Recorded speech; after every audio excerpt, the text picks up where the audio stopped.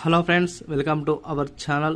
Big breaking న్యూస్కి స్వాగతం. మన ఛానల్ని ఫస్ట్ టైం చూసిన వారైతే సబ్స్క్రైబ్ చేసుకోవడం మర్చిపోకండి, బెల్ అనే గంట ఆన్లో పెట్టుకోండి. ఇందిరా ఇండ్లకు సంబంధించి ఒక అప్డేట్ అనేది తీసుకోవడం జరిగింది.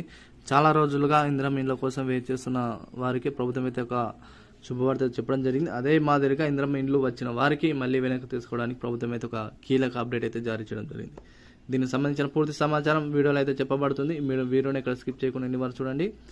అదేవిధంగా వీడియో అంతా కూడా షేర్ చేయడానికి ప్రయత్నించండి. లేట్ చేయకుండా వివరాలకు వెళ్ళిపోయినట్లయితే ఇందిరమ్మ ఇండ్లను మళ్ళీ వెనక్కు లాగేసుకుంటున్నారు. ఎందుకు, ఏమిటి?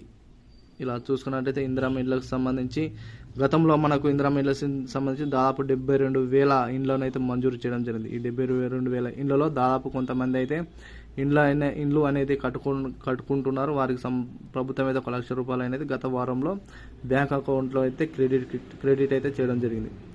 అదే మాదిరి ఇలా చూసుకున్నైతే కొంతమంది అయితే ఇండ్లు అయితే కట్టుకోలేని స్థితిలో వారికి డ్వాక్రా సంఘాల నుంచి లోన్ అనేది ఇవ్వడం జరుగుతుంది.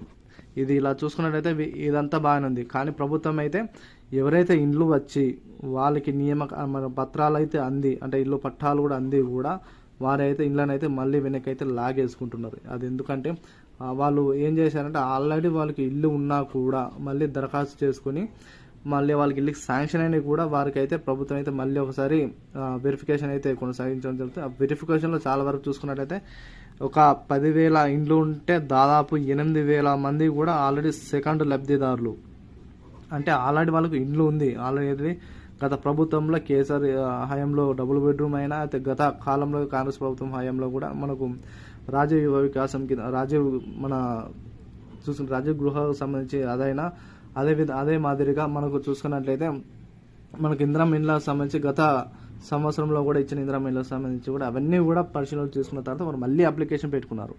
అప్లికేషన్ పెట్టుకున్నాక వారికి ఏం చేశారంటే మళ్ళీ పత్రాలు అనేది ఇళ్ళ పట్టాలు అయితే ఇవ్వడం జరిగింది.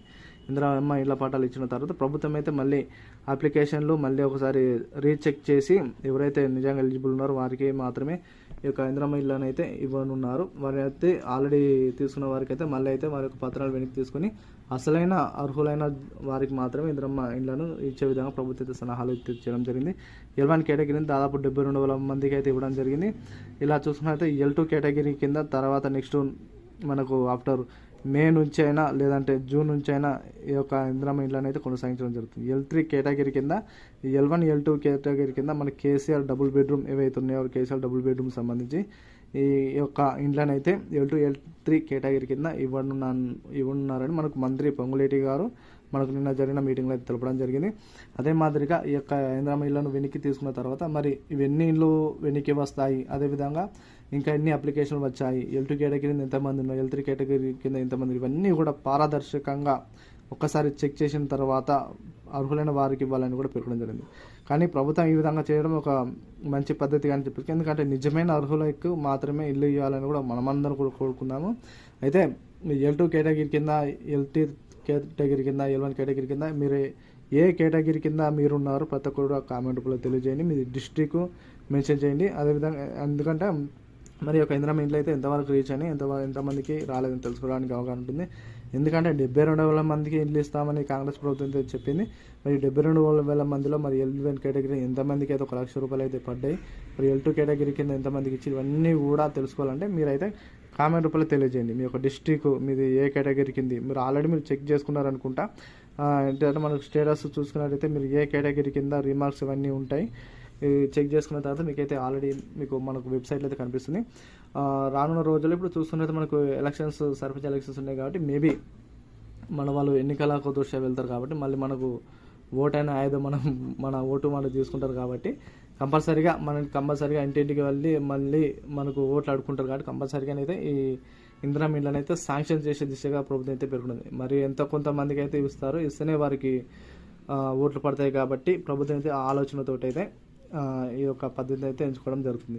ఒకవేళ మీకు ఇందిరమ్మ ఇల్లు వచ్చి మీరు ఉన్నట్లయితే ప్రతి ఒక్కరు కామెంట్ తెలియజేయండి. ఎందుకంటే మీకు ఆల్రెడీ ఇల్లు ఉంది, కానీ చాలామంది అయితే మనకు తెలంగాణలో ఇల్లు లేని వారు నిరుపేదలు ఎంతమంది ఉన్నారు. వారు బతికలేని సిచ్యువేషన్లో ఇటు హైదరాబాద్ అయినా చాలా చోట్లకి వెళ్ళి వారి యొక్క జీవనోపాధిని కొనసాగించడం జరుగుతుంది. ఒకవేళ మీకు ముందుగా మీ నిజాయితీగా ఉండేటైతే మీకు ఆల్రెడీ ఇందిరమ్మ ఇండ్లు వచ్చి ఉంటే మీరే నేరుగా వెళ్ళి నిజాయితీగా ప్రభుత్వం అదేవిధంగా మీకు సంబంధించిన అధికారులకు అయితే వినతి పత్రాలు అందిస్తే నిజమైన అర్హులకు ఇందిరమ్మ ఇండ్లు అయితే కేటాయించిన వారైతారు, మీరు ఒక మంచి పని చేసిన వారైతారు. కాబట్టి ప్రతి ఒక్కరు కూడా ఈ విధంగా అయితే చేయండి. అదేవిధంగా తెలంగాణలో ఉన్న ఆసరా పింఛన్లకు సంబంధించి తెలంగాణలో ప్రవేశపెట్టిన ప్రతి ఒక్క స్కీమ్ గురించి, మహాలక్ష్మి గురించి అయినా, లేకుంటే తెలంగాణ గ్యాస్ సబ్సిడీ గురించి అయినా, తెలంగాణలో ప్రవేశపెట్టే ప్రతి ఒక్క పథకాలు, లేకుంటే ఎప్పటికప్పుడు అప్డేట్స్ అనేది ఎప్పటికప్పుడు మీకు వీడియోస్ రూపంలో అందుబాటులో ఉంచడానికి మన ఛానల్ పూర్తిగా మీకు ఎప్పటికప్పుడు మీ వెంటనే ఉంటుంది. కాబట్టి మీరు చేయవలసిందల్లా ప్రతి ఒక్కరు సబ్స్క్రైబ్, అదేవిధంగా బెల్ అనే గంటను ఆన్లో పెట్టుకుని వీడియోను లైక్ చేయండి ప్రతి ఒక్కరు. ఎందుకంటే మీకు యూస్ఫుల్ ఇన్ఫర్మేషన్ ఇంత టైం వెచ్చించి మీకైతే అన్ని న్యూస్ పేపర్లో మీకు యూస్ఫుల్ ఇన్ఫర్మేషన్ తీసుకువచ్చి మీకు అందించడం జరుగుతుంది. కాబట్టి ప్రతి ఒక్కరు కూడా ఆ వీడియోని అయితే లైక్ చేయడం మర్చిపోకండి, ప్రతి ఒక్కరు కూడా షేర్ చేయండి. ఇప్పుడు ప్రస్తుతం అయితే మన తెలంగాణ ప్రభుత్వం, కాంగ్రెస్ ప్రభుత్వం పరిపాలన ఏ విధంగా ఉందో ప్రతి ఒక్కరు కామెంట్ రూపంలో తెలియజేయండి. వీడియోని అయితే లైక్ చేయండి, షేర్ చేయండి. Thank you all.